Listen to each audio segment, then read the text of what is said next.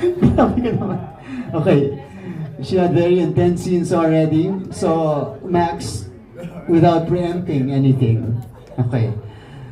What can you say about the backstory at saka paano ba yun magkukonekta dun sa story ni Atoy?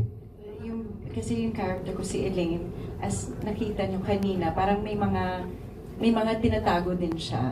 So may similarities silang dalawa ni Atoy na galing sila sa complicated na past, and nahihirapan sila magtiwala, mag-trust sa tao, and I think kaya sila napapalapit sa isa't isa kasi nakikita nila yung similarities and trauma bonding. Ganon. So I think that's what and also I want to thank everyone for being here tonight. Thank you to the media and to our bosses and to our staff and everybody who's a part of the show, because we're nothing without you. We're a team, we collaborated, and we have great leaders, Direk Dong, Ding Dong.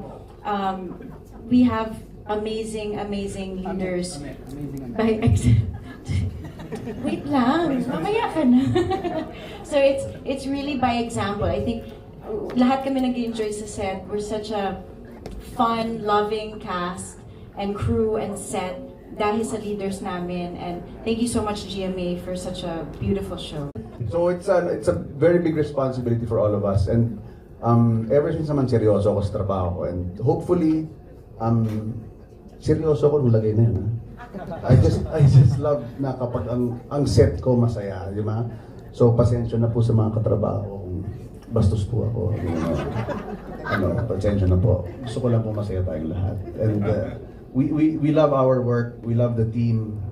Sobrang hirap ng ginagawa namin. Lagi kong natatandaan yung sinasabi ni Direk Dom na mahirap na nga yung ginagawa natin. Dapat masaya tayo habang ginagawa natin. So that's what we do. So kapag meron may attitude sa amin, tingnan nyo. So wala may attitude sa amin. Wala. Okay.